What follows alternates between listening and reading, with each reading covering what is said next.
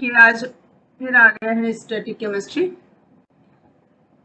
काफ़ी दिनों बाद आए हैं, लेकिन आज आपके लिए कुछ रैंडम टॉपिक्स लेके आए हैं। जैसे जो छोटे छोटे टॉपिक्स में कई बार कुछ लोगों को दिक्कत हो जाती है, इश्यूज हो जाते हैं, उसके लिए लाए हैं। कई बार कहते हैं मैम हमको जनरल केमिस्ट्री तैयार करनी है, कंपटीशन के लिए तैयार करनी है, या बेसिक चीज़ें बता दीजिए। तो इसमें हम छोटे छोटे दो दो तीन तीन टॉपिक करके आपको छोटे छोटे वीडियो बना के देंगे। जो आपको प्रॉब्लम हो तो कमेंट में करते जाइएगा, तो और भी नए टॉपिक बनते जाएंगे। जैसे आज आपको स्टार्ट कर रहे हैं हम, जैसे स्टार्ट तो हम बेसिक केमिस्ट्री से ही करेंगे।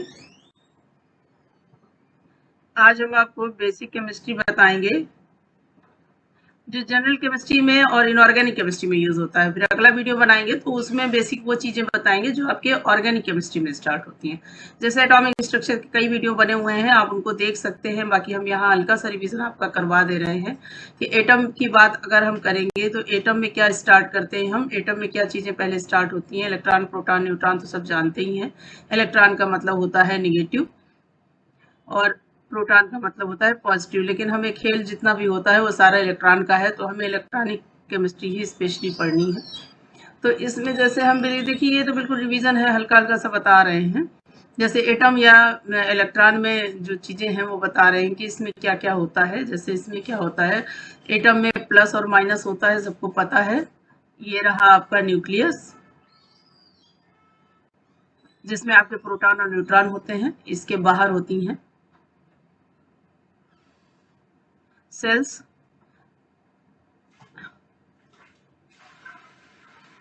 जो KLMN के नाम से है। बोरबरी का एटॉमिक मॉडल आपने पढ़ा होगा, नहीं पढ़ा है तो हमारे पास भी वीडियो है, आप उस पर भी देख सकते हैं। कई बार मैंने एटॉमिक स्ट्रक्चर पढ़ाया है, तो आप उसमें बेसिक फंडामेंटल देख सकते हैं।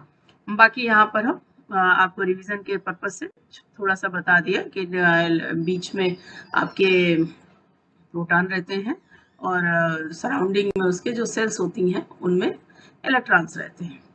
ठीक है। अब इलेक्ट्रॉन्स के लिए जैसे हम कहीं भी रहते हैं तो हमें हमारे तक पहुंचने के लिए इंसान को कई चीजें देखनी पड़ती हैं। जैसे अगर कोई बाहर से आ रहा है तो कंट्री भी ढूंढेगा, नहीं कंट्री है तो कम से कम मान लीजिए इंडिया के अंदर से ही आ रहा है, तो ये देखेगा कौन से स्टेट में है, कौन से शहर में है, फिर वहाँ मोहल्ला कौन सा है, फिर वहाँ पर कोई नियर बाई स्टॉप ढूंढेगा, फिर उसके बाद मकान नंबर होता है, फिर वहाँ देखा जाता है। उसी तरीके से जब इलेक्ट्रॉन को आप कहीं भी ढूंढने जा रहे हैं तो उसकी कंडीशन क्या है, देखिए उसको समझ लीजिए। क्या होता है उसमें, इलेक्ट्रॉन तक पहुंचने के लिए पहले हमें क्या क्या पता होना चाहिए, सेल्स। उसके बाद होता है सब सेल्स। देखिए सेल्स के बारे में बताया था बोरबरी ने, मैं रिवीजन करा दे रही हूँ हल्का हल्का सा। और सब सेल्स के बारे में बताया था सोमरफील्ड ने। क्योंकि सेल्स का जब बोरबरी बता रहे थे अपना एटॉमिक मॉडल, तो उस समय स्पेक्ट्रम की कोई खोज नहीं हुई थी, तो उन्हें स्पेक्ट्रम के बारे में कोई आइडिया नहीं था। लेकिन बाद में स्पेक्ट्रम की खोज हो गई थी, तो बाद में पता चला कि जो सेल्स होती हैं वो छोटी छोटी फाइन लाइंस में स्प्लिट होती हैं। तो उसको इन्होंने सोमरफील्ड ने सब सेल्स का नाम दिया था। सब सेल्स को और अंदर स्टडी किया गया तो वहां पर होता है ऑर्बिटल। उसके बाद एग्जैक्ट इलेक्ट्रॉन की पोजीशन देखी जाती है, तो यहाँ पर आपके बताता है स्पिन, या इसी में आप इलेक्ट्रॉन को भी बता सकते हैं। ठीक है। अब इसी के बिहाफ पे आपके चलते हैं आपके क्वांटम नंबर। ठीक है, तो यही हम आपको हल्का सा क्वांटम नंबर का भी बता दे रहे हैं इंट्रोडक्शन। जैसे क्वांटम नंबर आपके पहले कौन सा आता है, आपका n आता है, यानी कि प्रिंसिपल क्वांटम नंबर। ये बताता है सबसेल, आपको बताता है एजीमुथल क्वांटम नंबर को। ऑर्बिटल्स के बारे में बताता है मैग्नेटिक क्वांटम नंबर। स्पिन ये बता दीजिए, इलेक्ट्रॉन बता दीजिए। स्पिन के बारे में बताता है कि इलेक्ट्रॉन प्लस है या माइनस है, यानी कि इलेक्ट्रॉन जो है वो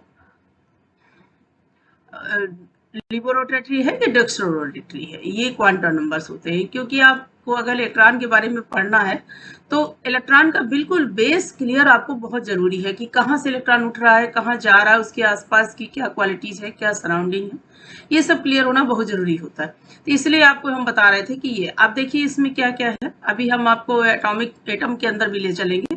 पहले आप इनको देख लीजिए यहाँ पर। जैसे हमको जनरली जो है सेल्स होती और भी हैं, लेकिन आपको जनरली जो पढ़ाई जाती है KLMN पढ़ाई जाती है।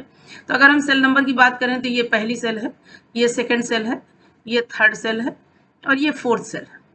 ठीक, अब इसमें अगर हम सब सेल देखेंगे तो थोड़ा सा ध्यान रखिए, सब सेल्स जो होते हैं वो होते कितने हैं, 4 होते हैं। एक S होता है, एक P होता है, एक D होता है, एक F होता है। ठीक, 4 होते हैं। अब 4 को हम इसमें सेल्स में कैसे डिस्ट्रीब्यूट करें, वही समझने वाली चीज है मेन। तो फर्स्ट सेल है तो इसमें एक ही सब सेल रहेगा, यानी कि यहाँ पर होगा 1s। ठीक है, 1s कह लीजिए, या इसको खाली S रखिए आप। 1 क्यों रखें आप, S रखिए, क्योंकि फर्स्ट सेल में खाली S ऑर्बिटल होता है। S सेल सबसेल या ऑर्बिटल कह सकते हैं, क्योंकि सबसेल S सबसेल और ऑर्बिटल में ज्यादा फर्क नहीं होता है, क्योंकि एक ही ऑर्बिटल होता है इसके पास। P में L जो है इसमें 2 सेकंड नंबर है इसका सेल का, तो इसमें जो है 2 सबसेल आपके होंगे, एक S होगा, एक P होगा। उस तरीके से M में जो क्या होगा, इसमें भी थर्ड नंबर आपका दिया हुआ है, नंबर पे ही डिपेंड है ये पूरा। तो 3, जैसे थर्ड सेल है ये 3 नंबर दिया हुआ है इसमें, तो मतलब 3 सबसेल इसमें यूज हो जाएंगे। ये आपका फोर्थ नंबर पे है तो इसमें 4 सबसेल होते हैं, तो 4 इसमें यूज हो गया। ठीक है, एक कॉन्सेप्ट ये रखना है कि इसका फायदा आपको मिलता है इलेक्ट्रॉनिक कॉन्फ़िगरेशन में। मान लीजिए आपने इलेक्ट्रॉनिक कॉन्फ़िगरेशन जब आप बनाते हैं सेल्स का, कि हमने बनाया 2 और 4 या 2 और 6 जैसे भी बनाया, तो हमको पता होता है कि हमारे पास जो 8 इलेक्ट्रॉन है उनको हमें 3 ऑर्बिटल सबसेल्स में डिस्ट्रीब्यूट करना है, ये आइडिया लग जाता है। जैसे हमारे पास मान लीजिए 2 सेल्स में इलेक्ट्रॉन डिस्ट्रीब्यूट हो रहा है, 2 और 6 हो गया, तो इसका मतलब है कि 2 और 6 हुआ तो हमें 6 ये 8 इलेक्ट्रॉन जो है इसी में डिस्ट्रीब्यूट करने हैं। ठीक है, पहली चीज तो ये पता चल जाती है। दूसरा, जैसे हम क्वांटम नंबर को भी साथ में लेकर चल रहे हैं, तो इनको भी हम बता दें कि L की वैल्यू जो होती है कांस्टेंट होती है इन सारे सबसेल्स के लिए। L की वैल्यू जो होती है सबसेल्स के लिए कांस्टेंट होती है, जैसे SPDF। ठीक है, ज्यादा हम क्वांटम नंबर को बहुत ब्रीफ में नहीं पढ़ा रहे हैं, अभी हम कोई भी टॉपिक बहुत ब्रीफ में नहीं पढ़ा रहे हैं, सब अलग अलग पढ़ा रखे हैं। क्वांटम नंबर पर भी मेरा एक वीडियो बना हुआ है, एटॉमिक स्ट्रक्चर पर भी वीडियो बना है, एटॉमिक मॉडल पर भी वीडियो बना है, तो अगर डिटेल में आपको चाहिए तो आप वहां से देखिए। लेकिन यहाँ पर हम सिंपल इंट्रोडक्शन दे रहे हैं बिल्कुल। जैसे एल के लिए क्या होता है, 1, 2 और 3, ये वैल्यूज होती हैं। ठीक है, अब इनकी देखिएगा आगे जरूरत पड़ेगी, इसलिए मैंने आपको बताया। अब एम क्या बताता है, एम यानी कि ऑर्बिटल के बारे में बताता है। ऑर्बिटल का मतलब ये है कि हमको पता है कि जी ये हमारे जो 4 सबसेल हैं ये आगे चलकर ऑर्बिटल में डिवाइड होंगे। तो ऑर्बिटल में एस में जो होता है, एस में एक ऑर्बिटल होता है, इसलिए मैंने पहले आपसे कहा कि ऑर्बिटल और सबसेल में ज्यादा फर्क नहीं है इसमें। अब एल जो आपका होता है, ये जो पी आपका और सबसेल है, ये आगे चल के 3 में डिवाइड हो जाता है, P X, P Y, P Z. आपका जो डी है वो आगे चल के 5 में डिवाइड हो जाएगा, D X Z, D X Y, D Y Z, मतलब तीनों को एक दूसरे के साथ में लगा दीजिए आप। चौथा हो जाएगा D X square minus Y square, और लास्ट हो जाएगा डी जेड स्क्वायर।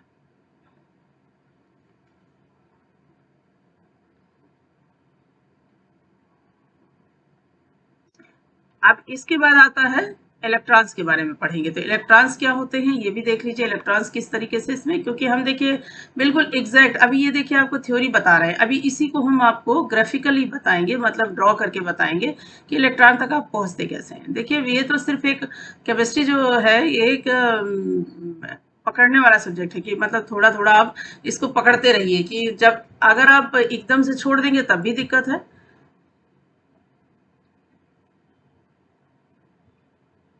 और अगर आपने ब्रीफ पे पढ़ना है तो ब्रीफ पे सब तो नहीं पढ़ा जाता, थोड़ा थोड़ा से टॉपिक पढ़े जाते हैं छोटे छोटे से, कि मतलब जो आपको पढ़ना है स्पेशली। मान लीजिए एटॉमिक स्ट्रक्चर पढ़ना है तो एटॉमिक स्ट्रक्चर पढ़िए, अगर आपको ऑर्बिटल थ्योरी पढ़नी तो ऑर्बिटल थ्योरी पढ़िए, क्वांटम नंबर पढ़ना तो क्वांटम नंबर पढ़िए। आप देखिए इलेक्ट्रॉन्स को कैसे बताएंगे, इलेक्ट्रॉन्स जैसे हमको पता है, कैसे पता है, नहीं भी पता है तो हम बता रहे हैं आपको। एस में इलेक्ट्रॉन जो होते हैं, एस में इलेक्ट्रॉन होते हैं 2, पी में 6, डी में 10 और F में 14। ठीक, इसको आप दूसरे तरीके से भी समझ सकते हैं। अगर आपको ऐसे नहीं याद करना है तो आप ऐसे भी समझ सकते हैं कि एक ऑर्बिटल में मैक्सिमम 2 इलेक्ट्रॉन रहते हैं। अच्छा, इधर जो है आपका F और सबसेल और रह गया, मैं स्क्रोलिंग के चक्कर में दिमाग से निकल गया। F जो होता है इसमें 7 ऑर्बिटल्स होते हैं, लेकिन इनको बताया नहीं जा सकता है, इसलिए इनको छोड़ दीजिए। आप बस ये याद रखिए कि इसमें 7 ऑर्बिटल्स होते हैं। ठीक, आप इस जो इलेक्ट्रॉन्स बता रहे हैं ऑर्बिटल्स में, इसको आप इस तरीके से भी पढ़ सकते हैं कि जिसके पास जितने ऑर्बिटल होंगे उसका जो है जस्ट डबल आप इलेक्ट्रॉन कर लीजिए, क्योंकि एक ऑर्बिटल में 2 इलेक्ट्रॉन रहते हैं। तो s के पास एक ऑर्बिटल है, तो नेचुरल सी बात है कि s के पास इलेक्ट्रॉन जो होंगे 2 होंगे। p के पास 3 ऑर्बिटल हैं, px, py, pz, तो इसमें 6 इलेक्ट्रॉन हो जाते हैं। d के पास आप देख रहे हैं 5 ऑर्बिटल हैं, तो इसके पास 10 इलेक्ट्रॉन हो जाएंगे। f के पास आप जानते हैं 7 ऑर्बिटल होते हैं, तो नेचुरल सी बात है इधर 14 इलेक्ट्रॉन हो जाएंगे। ठीक है, एक ये सिंपल सा पिक्चर है जो आपके बिल्कुल रैंडमली काम आ सकता है जब भी आप कभी कंफ्यूज हो जाएं, जब भी आप कभी भूल जाएं और आपके पास इतना टाइम ना हो कि आप पूरा एटॉमिक स्ट्रक्चर दोबारा से पढ़ सके, तो आप इसको अगर याद रखेंगे, इसका एक पेज का स्क्रीनशॉट भी आपके पास रहेगा, तो अभी आपको तुरंत याद आ जाएगा। या जैसे जनरल केमिस्ट्री लोग पढ़ते हैं, उनके लिए भी ये अच्छा रहता है कि वो कहते हैं कि ज़्यादा नहीं मैम, डीप में नहीं पढ़ना, हमको पूरा चैप्टर नहीं पढ़ना है, आप 5 मिनट में बता दीजिए बस इलेक्ट्रॉन्स के बारे में कि हमको कैसे क्या करना है। ठीक है, तो अब इसको आपने पढ़ लिया। अब देखिए हम ग्राफिकली आपको बताते हैं कि इलेक्ट्रॉन की एग्जैक्ट कंडीशन क्या होती है। देखिए यहाँ पर क्या होगा, अब हम बनाते हैं। देखिए ये रहा न्यूक्लियस हमारा। ठीक, इसके बाहर सराउंडिंग में सेल्स हैं, बहुत सारी सेल्स होती हैं। हम यहाँ एक ही सेल में आपको एग्जैक्ट बता रहे हैं।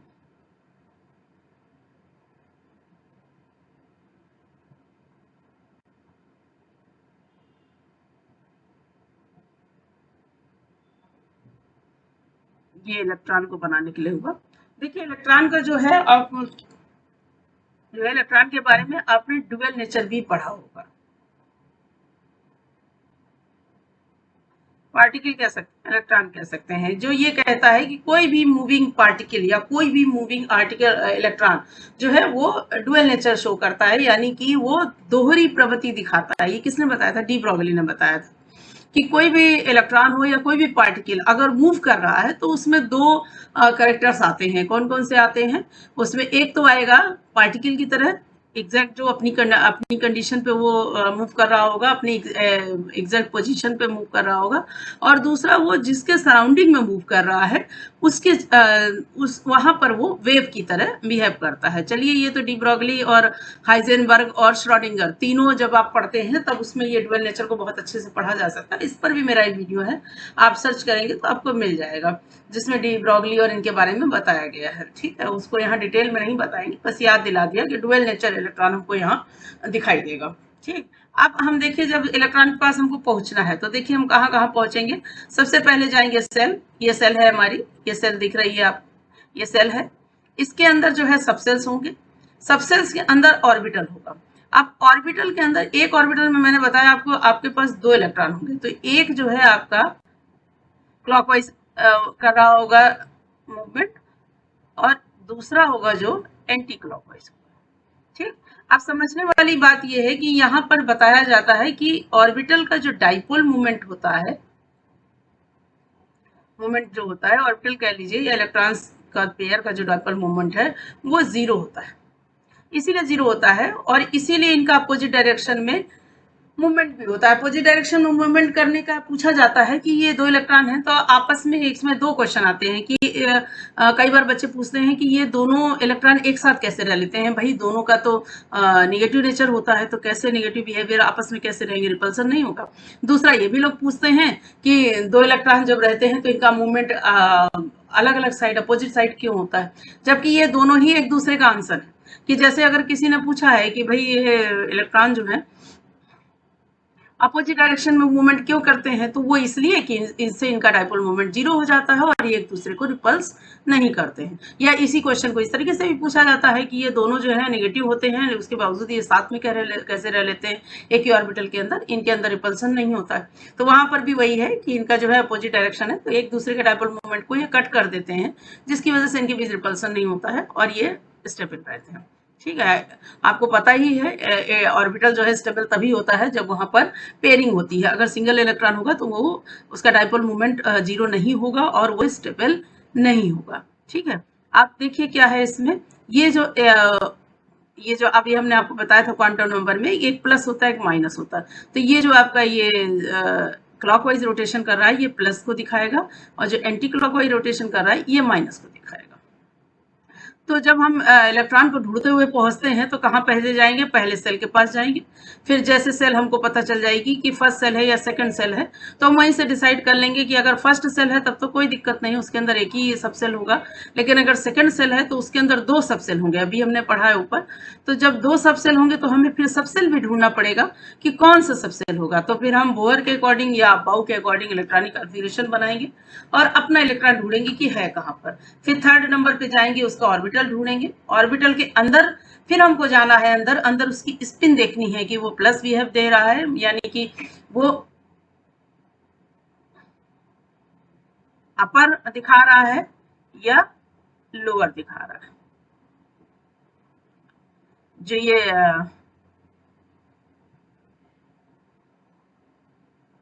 ये क्लॉकवाइज है ये अपर स्पिन दिखाएगा, जो एंटी क्लॉकवाइज है वो आपका लोअर स्पिन दिखाएगा। प्लस माइनस में भी आप इसको बता सकते हैं। तो इलेक्ट्रॉन को रिप्रेजेंट करने का तरीका आपको पता होना चाहिए, इलेक्ट्रॉन की एग्जैक्ट कंडीशन भी पता होनी चाहिए। अब मैं फिर आपको बता रही हूँ कि ये बिल्कुल सिंपली, मैं बहुत ज्यादा डीप में कुछ भी नहीं बता रही हूँ। तो अगर आपको कहीं भी कोई प्रॉब्लम आ रही है, कोई भी क्वेश्चन आपको लग रहा है एग्जैक्ट, कोई भी टॉपिक आपको लग रहा है नहीं मैम इसको बहुत ब्रीफली बताइए, तो आप एक कमेंट डाल दीजिएगा। अगला वीडियो मैं उसी पे बना दूंगी, पर्सनली भी आपको वीडियो में भेज दूंगी, ऐसा कोई इशू नहीं है। आप मेल आईडी अपना भेज दीजिए या नंबर आप व्हाट्सएप नंबर कर देंगे तो भी वहां पे पहुंच जाएगा आपके। ठीक है, तो एग्जैक्ट चीजें आप इसमें देखिए कि इलेक्ट्रॉन की पोजीशन है कहाँ पर। ठीक है, अब दूसरी चीज हम जो पढ़ेंगे, अब देखिए इसके बाद एक तो ये पिक्चर हो गया जो इलेक्ट्रॉन की कंडीशन बताता है। अब हम इलेक्ट्रॉन की स्टेबिलिटी पे बात करते हैं। देखिए स्टेबिलिटी इलेक्ट्रॉन की भी बात कर लें और कुछ इनके प्रॉपर्टीज पर भी बात कर लें। ठीक, जैसे ये रहा हमारा न्यूक्लियस और ये रही उसके आसपास की सेल। मान लीजिए हम 2-3 सेल बना लेते हैं।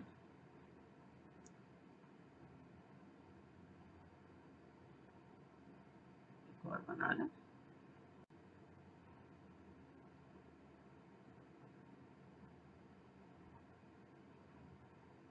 ठीक।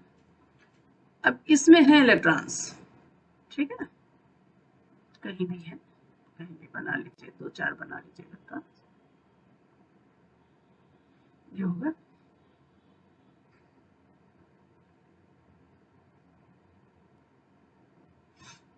अब देखिए हम यहाँ पर प्रॉपर्टीज देखेंगे एटम की।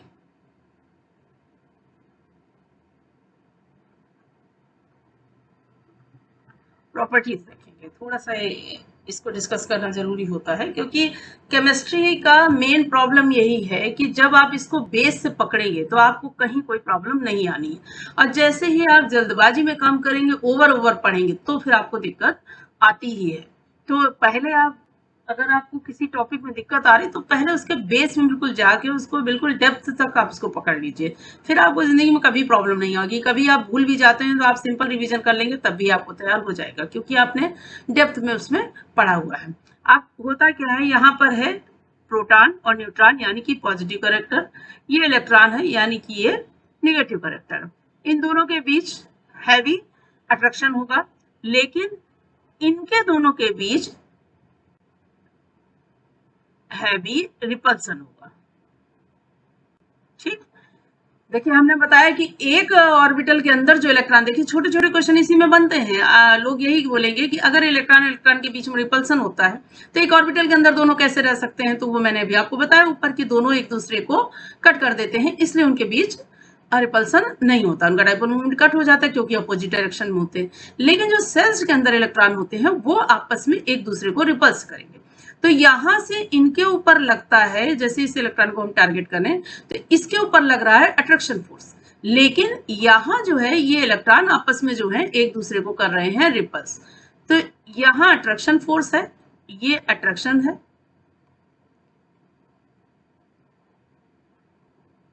और यहां पर रिपल्सन है, ठीक।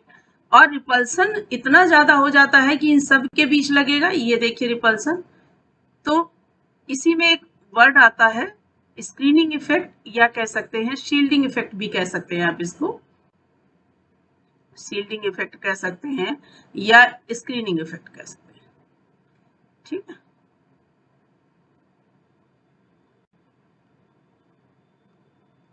ठीक, ये कह सकते हैं।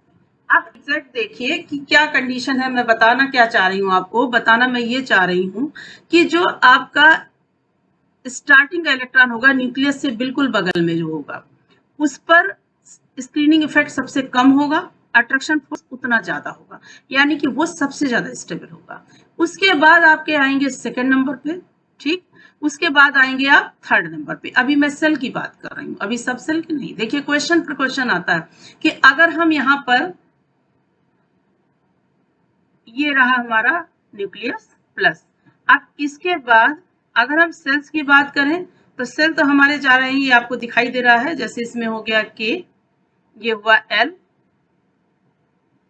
और ये हुआ एम। तो जब अट्रैक्शन फोर्स की बात करेंगे तो अट्रैक्शन फोर्स हमारे सबसे ज्यादा करीब कौन होगा, के, एल और एम और एन, जो भी आपका आगे बढ़ते जाइए। तो अट्रैक्शन फोर्स सबसे ज्यादा किस पे लगेगा, के पे, उसके बाद लगेगा एल पे, उसके बाद लगेगा एम पे। तो अगर आपसे मान लीजिए 2, 8, 10 मान लीजिए या कुछ भी मान लीजिए, यहाँ पर हमने 2, 8 एक ही मान लिया, चलिए एक ही है। तो अगर इसमें पूछा जाए कि सबसे ज्यादा स्टेबल इलेक्ट्रॉन कौन सा होगा, तो हम बताएंगे सबसे ज्यादा स्टेबल इलेक्ट्रॉन हमारे ये 2 इलेक्ट्रॉन होंगे, ठीक। उसके बाद स्टेबिलिटी 8 पे आएगी। अब प्रॉब्लम फिर आ जाएगी कि 8 में भी अगर पूछ लिया जाए कि इसमें कौन सा इलेक्ट्रॉन स्टेबल होगा, तो अब 8 में क्या है, जब आप यहाँ पर देखेंगे क्योंकि ये सेकंड सेल है तो यहाँ पर आपके पास 2 होंगे।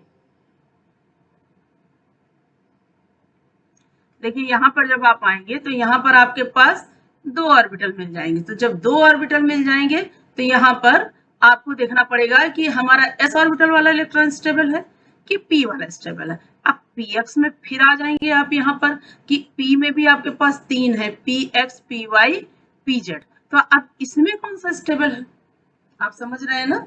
इसलिए पूछ रहे हैं कि जब इलेक्ट्रॉनिक थ्योरी में आप जाते हैं तो मैंने कहा ना कि जब तक डेप्थ में जाकर आप इलेक्ट्रॉन को पकड़ेंगे नहीं, आप कंफ्यूज होते रहेंगे। तो इसलिए जब स्टेबिलिटी की बात करें या स्क्रीनिंग इफेक्ट या शील्डिंग इफेक्ट की बात करें तो हमें एग्जैक्ट इलेक्ट्रॉन की पोजीशन पता होनी चाहिए कि वो है कहाँ पर, न्यूक्लियस के कितना पास में है, न्यूक्लियस से कितनी दूरी है उसकी, ये उसके ऊपर स्क्रीनिंग इफेक्ट का कितना असर पड़ रहा है, ये जरूरी है। तो यहाँ जब आप देखेंगे तो ये देखिए ये होता है एस नियरेस्ट होता है न्यूक्लियस के, फिर P होगा, फिर D होगा, फिर F होगा। तो अगर देखिए अगर 2 इलेक्ट्रॉन की बात है तो हमें पता है कि भाई s ऑर्बिटल में ही आ गया तो वो तो स्टेबल दोनों इलेक्ट्रॉन होंगे। लेकिन जब आप 8 इलेक्ट्रॉन की बात करेंगे तो s में आ जाएंगे 2 और 6 इलेक्ट्रॉन आएंगे आपके P में, ठीक। तो 2 इलेक्ट्रॉन जो होंगे वो ज्यादा स्टेबल होंगे इन कंपेरिजन टू 6 इलेक्ट्रॉन, और ये 6 इलेक्ट्रॉन में भी आपको देखना रहेगा px, py और pz। तो इसमें तीनों में कौन ज्यादा स्टेबल होगा, तो देखिए हमारे यहाँ जो एनर्जी लगभग मानी जाती है px और py की लगभग बराबर मानी जाती है, px और pz की लगभग बराबर एनर्जी मानी जाती है, py की थोड़ी सी डिफरेंट होती है। तो आप कह सकते हैं कि px या pz का इलेक्ट्रॉन ज्यादा स्टेबल होगा, सेकंड नंबर पे आपका py आएगा, थर्ड नंबर पे यहाँ जिसको भी आप रखें px, pz जो भी होगा। चीजें समझ में आपको आनी चाहिए, ठीक है।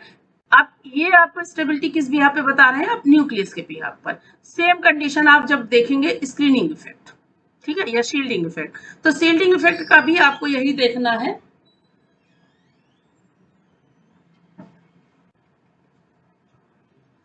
शील्डिंग इफेक्ट में भी आपको यही देखना है कि जैसे जैसे हम न्यूक्लियस से दूर होते जाएंगे वैसे वैसे शील्डिंग इफेक्ट बढ़ता चला जाएगा। तो अगर हमसे पूछा जाए कि भाई एम में जो ये लास्ट वाले इलेक्ट्रॉन है ये स्टेबल ज्यादा होगा कि दो इलेक्ट्रॉन है ये स्टेबल ज्यादा होंगे, तो सीधी सी बात है कि भाई जो न्यूक्लियस के पास में है वो स्टेबल ज्यादा होगा।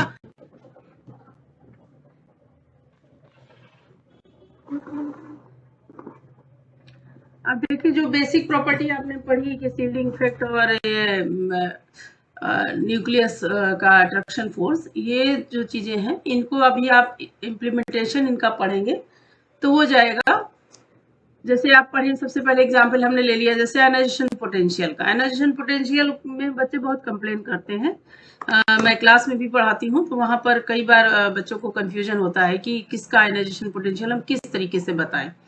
तो उसमें बहुत आसान है, अगर आप स्क्रीनिंग इफेक्ट और अट्रैक्शन फोर्स को आप ध्यान में रखते हैं, मेन हमारा टारगेट होता है स्टेबिलिटी का। स्टेबल इलेक्ट्रॉन अगर स्टेबल है तो क्या कंडीशन होगी, अगर अनस्टेबल है तो क्या कंडीशन होगी, बस वही आपको ध्यान रखना है। कि मान लीजिए जैसे इसमें आयनाइजेशन पोटेंशियल हमको पता है कि क्या होता है, required energy to release electron. ये होता क्या है, required energy to release electron. भाई किसी भी इलेक्ट्रॉन को निकालने के लिए हमें जितनी एनर्जी की नीड होती है वही कहलाता है उसका आयनन विभव या आयनाइजेशन पोटेंशियल। जैसे हमने एग्जांपल इसमें दो ले लिए, एक्स ले लिया और वाई ले लिया, दोनों का देख रहे हैं आप, ये ऑर्बिटल पिक्चर बना हुआ है किस तरीके से वो इलेक्ट्रॉन डिस्ट्रीब्यूट। तो उसमें देखिए कि लास्ट इलेक्ट्रॉन, अब सीधी सी बात है, क्वेश्चन होता है लास्ट इलेक्ट्रॉन निकालेंगे कि पहले इलेक्ट्रॉन निकालेंगे, तो भाई कहा जाता है लास्ट इलेक्ट्रॉन निकालेंगे, कह दिया आपने, याद कर लिया।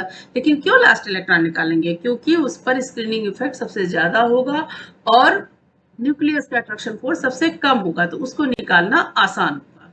ठीक, सेल नंबर जितना ज्यादा होगा आयनाइजेशन पोटेंशियल उतना कम होगा। जैसे पीरियोडिक टेबल में भी कई बार ये चीजें पूछी जाती हैं कि सेल नंबर बढ़ता जा रहा है तो आप जो है जैसे सेल नंबर बढ़ेगा तो आयनाइजेशन पोटेंशियल घटेगा कि कम होगा, तो सीधी सी बात है सेल नंबर बढ़ेगा तो आयनाइजेशन पोटेंशियल जो है वो घट जाएगा, क्योंकि एनर्जी उतनी ही कम जरूरत पड़ेगी किसी भी इलेक्ट्रॉन को बाहर निकालने के लिए।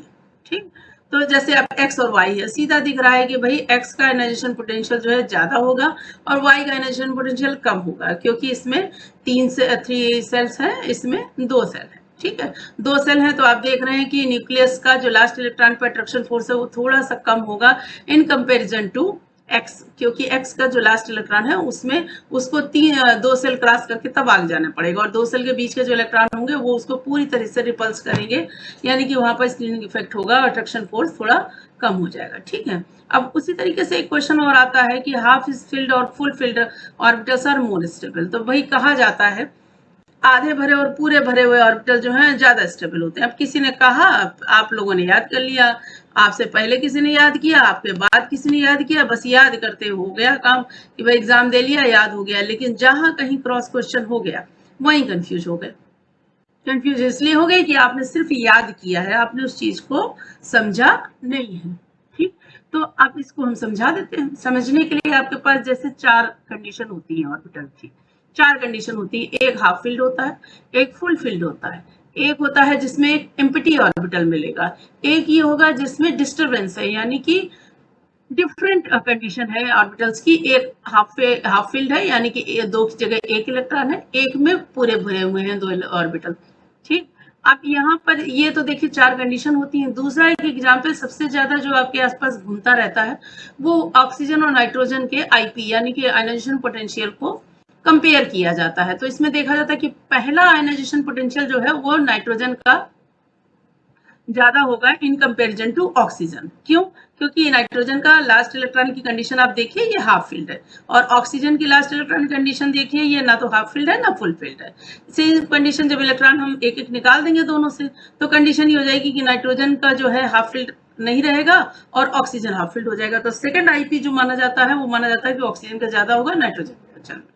ठीक है, तो अब यही चीजें समझने वाली हैं। अब देखिए सिंपली तो आपने याद कर लिया, लेकिन जरा सा भी अगर आप कंफ्यूज हो गए, जरा सा भी टेढ़ा मेढ़ा क्वेश्चन आपका हो गया तो आप तुरंत परेशान हो जाएंगे कि क्या किया जाए उसकी जगह पे।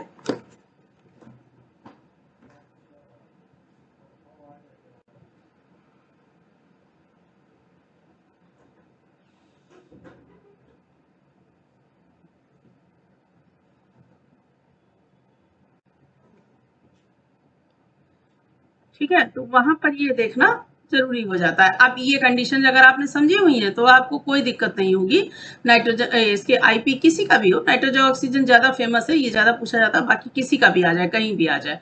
आप देखिए क्या है, अब इसमें जैसे कम, हम आपको एक सिंपल घर का एग्जाम्पल दे देते हैं। मान लीजिए 3 लोग एक घर में रह रहे हैं, ठीक है। अब तीनों के साथ अगर समान व्यवहार होगा, माने कि तीनों को हमने एक एक इलेक्ट्रॉन दे दिया, तो तीनों सेटिस्फाई जो है कंडीशन आपकी हाफ फील्ड की। कि भाई इंसान को सबसे ज्यादा दिक्कत इस बात से होती है कि हमारे बगल वाले को क्या मिल रहा है। इससे मतलब नहीं कि हम भूखे हैं, हम भूखे हैं चलेगा, लेकिन अगर बगल वाले को आपने खाने को दे दिया तो फिर हमको भी चाहिए, और जितना बगल वाले को दें उतना ही हमें चाहिए। सबसे ज्यादा समस्या इसी बात की। तो हाफ फील्ड की कंडीशन क्या है कि तीनों सेटिस्फाई हैं, क्योंकि तीनों के पास एक एक इलेक्ट्रॉन। ठीक। एम्प्टी में कंडीशन क्या है कि एक दो के पास तो एक एक इलेक्ट्रॉन है, लेकिन तीसरा बिल्कुल खाली है, बहुत परेशान है कि हमने क्या गलती की भाई, बाकी दोनों को आपने दिया, हमको क्यों खाली छोड़ दिया, तो वो डिस्टर्ब किए। तीसरी कंडीशन आती है जिसमें डिस्टर्बेंस है कि आप देख रहे हैं 2 फुलफिल्ड है, 1 हाफ फिल्ड है, वो भी परेशान है कि हमने क्या गलती की, इन दोनों को आपने फुलफिल किया, हमारे पास क्यों नहीं लाया। तो जब तक इसको फुलफिल नहीं किया जाएगा तब तक ये अनस्टेबल रहेगा। तो इन चारों कंडीशन में सबसे ज्यादा जो स्टेबल कंडीशन है वो है फुलफिल्ड की, क्योंकि वहां तो देख ही रहे हैं आप, सबका इक्वल डिस्ट्रीब्यूशन हो गया। हाफ फील्ड भी ठीक है क्योंकि वहां भी इक्वल डिस्ट्रीब्यूशन है। सबसे ज्यादा जो कंडीशन है वो एम्प्टी और इन दोनों की, इसमें भी एम्प्टी जो होगा वो सबसे ज्यादा अनस्टेबल होगा, और सबसे ज्यादा स्टेबल जो होगा वो फुलफिल्ड होगा। ठीक है, तो आप चारों, और जैसे ही आपको कभी कंफ्यूजन हो कि किसकी स्टेबिलिटी ज्यादा होगी, किसकी स्टेबिलिटी कम होगी, किसको इलेक्ट्रॉन रिलीज, भाई जितना ज्यादा अनस्टेबल इलेक्ट्रॉन होगा उसको इलेक्ट्रॉन को रिलीज कराने के लिए उतनी ही कम एनर्जी की हमें जरूरत पड़ेगी। अनस्टेबल है तो उसको निकालना आसान रहेगा। तो मेन हमें ध्यान यही देना है, हमें पता यही होना चाहिए कि कौन अनस्टेबल है कौन स्टेबल है, बस। जैसे ही ये क्लियर हो जाएगा हमारे सारे प्रॉब्लम का सोल्यूशन निकल आएगा।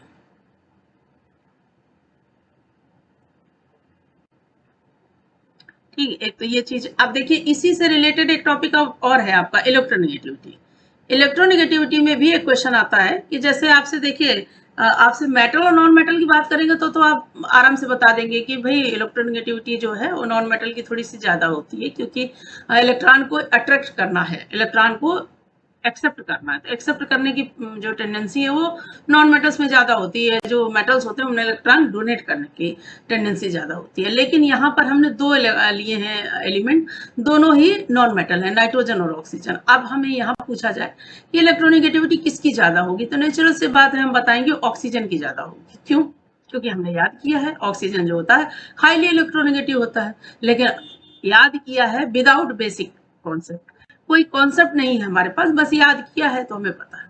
लेकिन अब देखिए हमने अभी आपको बताया ना कि 4 कंडीशन होती है ऑर्बिटल की, उसमें सबसे ज्यादा स्टेबल कंडीशन है फुल फील्ड की, उसके बाद सेकंड नंबर पे आपका है हाफ फील्ड, फिर थर्ड नंबर पे आपके आता है जो ये कंडीशन है, और फोर्थ नंबर पे आता है स्टेबिलिटी में बात मैं कर रही हूँ, फोर्थ नंबर पे आएगा जिसमें ऑर्बिटल एम्प्टी होगा। अब यहाँ ऑक्सीजन, जैसे ही आपसे क्वेश्चन आएगा कि इलेक्ट्रोनेगेटिविटी किसकी ज्यादा होगी, आपने तुरंत दोनों का ऑर्बिटल पिक्चर देखा, हमेशा लास्ट इलेक्ट्रॉन या लास्ट ऑर्बिटल को ही कंसीडर करते हैं, तो उसमें देख रहे हैं कि ये स्टेबल है, इसको इलेक्ट्रॉन की उतनी नीड नहीं है जितनी ऑक्सीजन को है। क्यों? क्योंकि यहाँ पर डिस्टर्बेंस है, 2 ऑर्बिटल हाफ फील्ड है, 1 ऑर्बिटल फुल फील्ड है, तो नेचुरल सी बात है इसमें इलेक्ट्रॉन को खींचने की कैपेसिटी ज्यादा होगी, तो सीधी सी बात है कि इसका इलेक्ट्रोनेगेटिविटी भी ज्यादा होगी।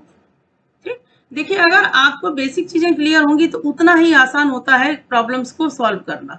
अब देखिए कितना आसान है, आपको ये पता है कि ऑर्बिटल पिक्चर हमने बना के देख लिया कि कौन स्टेबल ज्यादा कंडीशन है, कौन अनस्टेबल कंडीशन है, कौन लेस स्टेबल कंडीशन है। तो आपको जैसे ही कोई क्वेश्चन आएगा आप तुरंत उसको बता सकते हैं। ठीक है,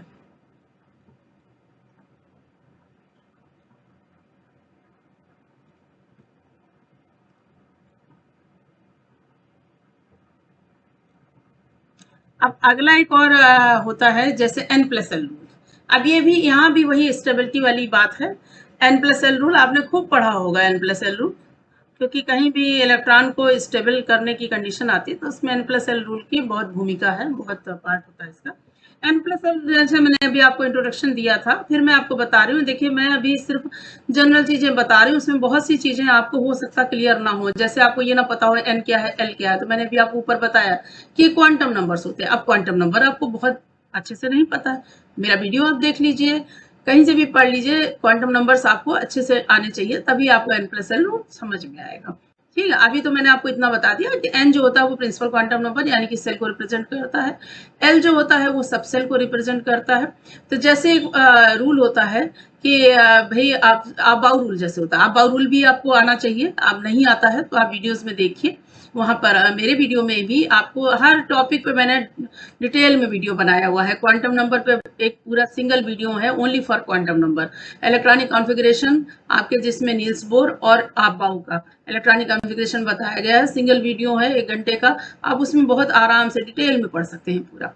तो यहाँ पर तो मैं उतना डिटेल में नहीं बताऊंगी, यहाँ सिर्फ हम कंसीडर करेंगे n+l रूल को। ठीक है, तो जब आप इलेक्ट्रॉनिक कॉन्फ़िगरेशन आबाउ को पढ़ते हैं तो वहाँ एक कंफ्यूजन आता है कि 4s में इलेक्ट्रॉन पहले जाएगा कि 3d में पहले जाएगा। ठीक है, तो हमें पता है कि जो अबाउ का प्रिंसिपल है वो इंक्रीजिंग ऑर्डर ऑफ एनर्जी पे बना है, तो यहाँ पर एनर्जी किसकी ज्यादा है और किसकी कम है, बस वही हमें पता करना। तो n+l रूल ये बताता है कि जब n+l की वैल्यू जिसके लिए कम आएगी उसकी एनर्जी कम होगी, जिसके लिए ज्यादा आएगी उसकी एनर्जी ज्यादा होगी। तो सीधी सी बात है कि हमारा इलेक्ट्रॉन 4s में पहले जाएगा, 3d में बाद में जाएगा। n+l रूल का ही एक रूल और है कि अगर n+l की वैल्यू इक्वल आती है तो फिर किस में जाएगा, तो फिर होता ये है कि जिसके लिए n की वैल्यू ज्यादा होती है उसमें जाता है। ठीक है, हम यहाँ पर जो बताना चाह रहे हैं वो ये बताना चाह रहे हैं, जो कंफ्यूजन सबसे ज्यादा बच्चे को होता है कि आपने इलेक्ट्रॉनिक कॉन्फ़िगरेशन तो बना दिया, मान लीजिए बना दिया आपने, ये बना आपका इलेक्ट्रॉनिक कॉन्फ़िगरेशन 4s2 3d 3।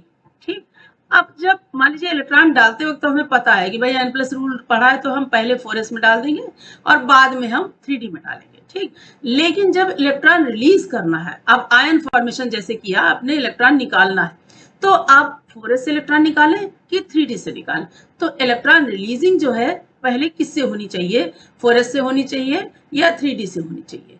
तो यहाँ पर समस्या ये है कि देखिए कंडीशन दोनों वही है कि इलेक्ट्रॉन डालेंगे भी पहले आप 4s में और निकालेंगे भी पहले 4s से, क्योंकि जब इलेक्ट्रॉन रिलीज कराने का कॉन्सेप्ट आता है तो वहां पर क्या कॉन्सेप्ट काम करेगा कि हमारी लास्ट सेल कौन सी है। अब अच्छा कंफ्यूजन बच्चे को क्या होता है, बच्चे कंफ्यूजन ये हो जाता है कि लास्ट में हमने 3d को लिखा है, तो जब आयन बनाएंगे तो हमारा 4s2 और 3d2 होना चाहिए, यानी कि हमें 3d से इलेक्ट्रॉन निकालना है, क्योंकि आखिरी में हमको 3d दिख रहा है, पहले हमारी एनर्जी इसकी कम है, इसकी एनर्जी ज्यादा है, तो नेचुरल सी बात है जिसकी एनर्जी ज्यादा है लास्ट में वो लिखा, हमें उसी से इलेक्ट्रॉन निकालना चाहिए। लेकिन फिर वहीं पर n+l रूल फिर आता है, वहां पर वो ये बताता है कि ये आपका रॉन्ग है, यानी कि हम जब इलेक्ट्रॉन एंट्री कराएंगे तो भी हम उसमें कराएंगे जिसके लिए n+l की वैल्यू कम होगी, लेकिन जब इलेक्ट्रॉन रिलीज कराएंगे तो हम उससे इलेक्ट्रॉन निकालेंगे